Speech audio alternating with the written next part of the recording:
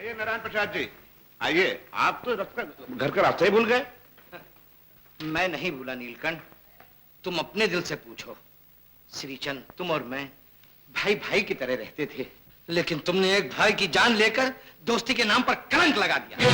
खामोश, मैंने तुम्हें यहाँ भाषण देने के लिए नहीं बुलाया। डायरी निकाला वो। डायरी? डायरी किसके पास है? मुझे आनंद ने अभी बताया कि सबूत की डायरी तुम्हारे पास है। डायरी है जरूर, लेकिन हमारे पास नहीं। नीलकंठ, जरा अकल से तो काम लो। अगर डायरी हमारे पास होती तो क्या हम इस हालत में तुम्हारे सामने होते? बस झूठ बहुत हो गया। ये झूठ नहीं, इनके पास कोई सबूत, कोई डायरी नहीं। झूठ तो मैंने बोला था आपको सच्चाई जानने के लिए। नाटक बहुत हो गया। डायरी निकालो, वरना तुम दोनों की मौत आधी टलने की। अरे नीलकंठ, भगवान से तो डरो। अरे इस पाप से कब तक बचोगे? हमेशा। और आप तुझसे शुरू होऊंगा। नहीं नहीं, ये बेकसूर है। जो कुछ किया मैंने किया। आप जो चाहे सजा मुझे दीजिए। सब्र करो, वो भी होगा। पहले इससे निमट लो। नीलकंठ,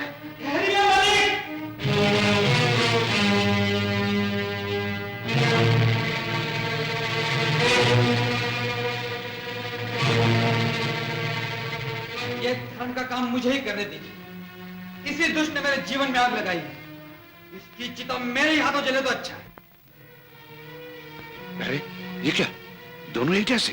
सारे फसाद की जड़ तो यही बात है मालिक, कि हम दोनों एक जैसे हैं और इसी कारण मेरे भाग फूट गए। क्या बोलूं मालिक, इसकी बेटी और मैं, हम दोनों के मन मिल गए। प्रेम का बीज पड़ा और वो फूटा, फिर वो बेल बन गई। लेकिन इसने पहले तो उस बेल को बढ़ने दिया और फिर एक ही झटके में उखाड़ के फेंक दिया। गोपी, पागल तो नहीं हो गए तुम? पागल? पागल तो बड़े लोग होते हैं बाबू साहब, आप जैसे। मुझ जैसे गरीब भला क्या पागल होंगे? अच्छा चुकाया मेरे एहसान का बदला। खद्दार! अबे जा, बड़े लोग गरीब को मुफ्त में गले नहीं लगाते, अपना फायदा देखकर लगाते हैं। मालिक, मैंने इसके घर में बैल की तरह काम किया, फिर मुझे मेरी शोभा मिली, तब मैं समझा मैं भी एक इंसान हूं।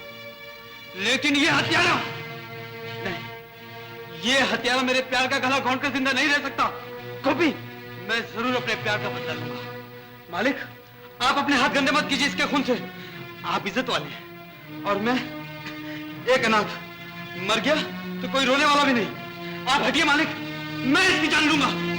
कमीने, नमक हराम, मैं ये कभी नहीं सोचा था कि तू अब गोपी। नहीं सोचा था तो अब सोच। हत्यारे, अच्छी तरह सोच।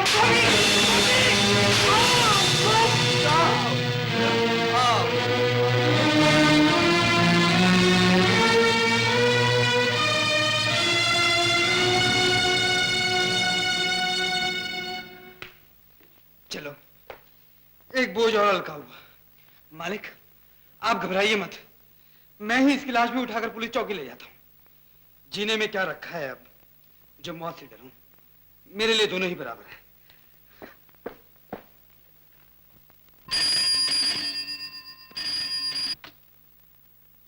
हेलो इंस्पेक्टर, मैं नीलकंठ बोल रहा हूँ, चेयरमैन नीलकंठ। चेयरमैन नीलकंठ? जी हाँ। क्या कहा? खून आपके घर में? ओह माय गॉड, किसका? वकील नारायण प्रसाद जी का? क्या नाम बताया? गोपी, मैं अभी आता हूं। जग्गा, यहाँ पुलिस आ रही है, आनंद को पहाड़ी वाले मकान ले जाओ। Yes boss. हाँ। आप नमस्ते बहन जी। शोभा के पिता तो आप ही के यहाँ गए हैं। उस घर को आगे लग जाती तो अच्छा था। क्यों, क्या हुआ? क्या बताऊं, कैसे कहूं? आप अपने कलेजे में पत्थर रख लीजिए। वो जो देहाती लड़का गोपी आपके घर में रहता था ना। हाँ हाँ, क्या क्या उसने? खून। क्या? आपके पति का। नहीं, ऐसा नहीं हो सकता। ये झूठ है, ये झूठ है। नहीं हो सकता।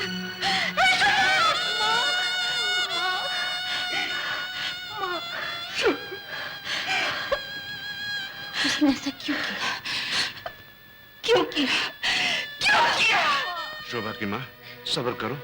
वो बदमाश कहीं भी हो, उसे अपने जुर्म की सजा जरूर मिलेगी। मगर अब क्या फायदा, क्या फायदा। बहन जी, ये इंस्पेक्टर कुछ आपसे पूछना चाहते हैं। क्या करें, मजबूरी है, ड्यूटी। आप लोग गोपी को कब से जानते हैं? चंद दिनों से, रहता भी यही था। क्या वो और आपकी बेटी? जी। लेकिन जब वकील साहब को मालूम हुआ तो क्या उन्होंने उसे डांट के घर से निकाल दिया? जी, वैसे तो वो बहुत नरम दिल के आदमी थे। हम लोगों ने कभी भी ये नहीं सोचा था कि वो लड़का ऐसा निकलेगा। गोपी, हमने तुम्हारा क्या बिगाड़ा था, क्या बिगाड़ा था? माफ कीजिए, आपके दस्तखत। माँ,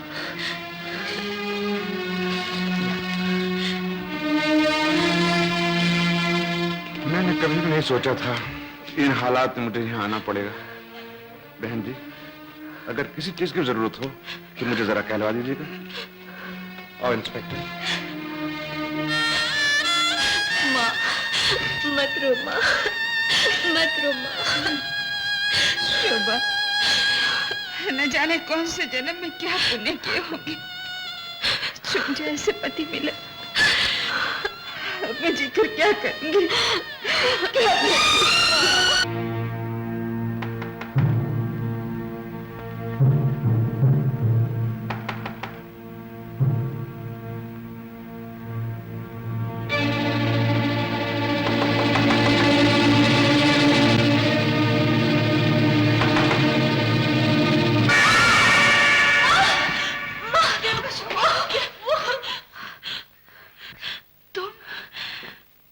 तुम आ गए।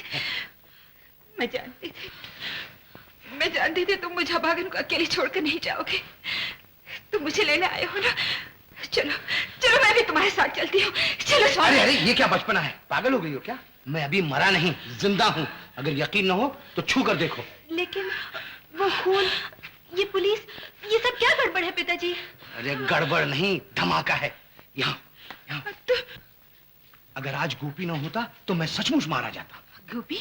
हमारा गोपी? हाँ, मेरे जीवन का रखवाला गोपी। उसने अपनी जान पर खेलकर मेरी जान बचाई। सच? मैं कहती थी ना, वो लड़का ऐसा वैसा नहीं। देखा? लेकिन पिताजी, वो लोग तो कह रहे थे कि उसने आप पर गोली चलाई। हाँ, गोली चलाई। तो फिर? जब मैं नीलकंठ के घर गया तो मैंने देखा कि आनंद रस्सियों में जकड़ा हुआ है। हाय राम।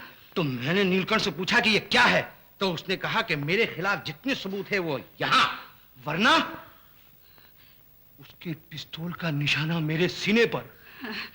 हाथ टूटे उस पापी के। यहाँ आकर तो ऐसे बन रहा था जैसे कुछ जानता ही नहीं। अब यहाँ आया ना तो मैं उसे गोली मार दूंगी। देखना। बोलो बोलो, जो कुछ कहना कह दो, फिर मैं बाद में कहूंगा। अच्छा, अब मैं कुछ नहीं बोलूंगी, बस। हाँ, तो नीलकंठ की पिस्तौल का मुंह मेरी तरफ, एक आंख निशाना लगाते हुए उसने चिल्लाया कि नारायण, मैं आखिरी बार कहता हूं। हे भगवान। इतने में गोपी आया और वो चिल्लाया कि ठहरिए मालिक, मुझे इसे गोली का निशाना बनाने दीजिए। इसने मेरी मोहब्बत का गला घूंटा है। दुष्ट कहीं का, दो कौड़ी का भीख माँ, मांगा। पहले पूरी बात तो सुनने दो। तू चुप रह। और गोपी के हाथ में पिस्तौल, पिस्तौल? और वो पिस्तौल का मुंह मेरे सीने पर। और उसके बाद ठुशिंग, ठुशिंग, ठुशिंग। लेकिन पिताजी, उसने आपको बचाया कैसे? अरे बेटे, यही तो मजे की बात है। अरे उसके पिस्तौल में गोलियां नहीं थी, पटाखे थे, पटाखे। अरे पहले तो मैं भी डर गया था, लेकिन जैसे ही उसने आंख मारा मैं ठस करके जमीन पे गिर गया और एक जिंदा लाश उसके कंधे पर, और हम दोनों उस नर्क से बाहर। और आपने उसे घर से बाहर निकाल दिया। मैं कह रही थी ना, तुम्ही ने उसे घर से बाहर निकाला है। देखो मेरी गाय भैंसों की क्या हालत हो गई है। जाओ जाकर उसे वापस ले आओ। क्या उसके दिल को ठेस नहीं लगी होगी? तो ठीक कह रही बेटी। घबराओ नहीं बेटा, वो बड़ा नेक है। उसने हम सबको माफ कर दिया। सच?